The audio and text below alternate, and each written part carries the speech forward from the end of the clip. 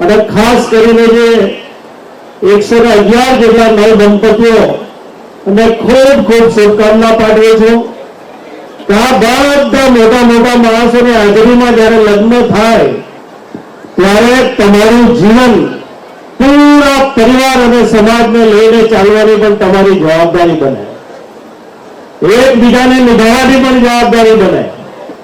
કુદરત સાક્ષી, કુદરતની સાથે મહાનુભાવોની સાક્ષી, ના સાક્ષીમાં જ્યારે આટલા સરસ રીતે તમારા લગ્ન થતા હોય ત્યારે બધા જ લોકોને મારી શુભકામના. પરિવારજનોને પણ એક છેલ્લે વિનંતી કરું છું કે તમારા ઘરમાં એક દીકરી આવી રહી છે, એ દીકરીને પણ બહુ જ વ્યવસ્થિત રીતે સાચવીને રાખજો. જે નવ દંપતીના લગ્ન થવા જઈ રહ્યા છે એ નવ દંપતીની સાથે સાથે એમના પરિવારને પણ ખાસ અભિનંદન આપું છું.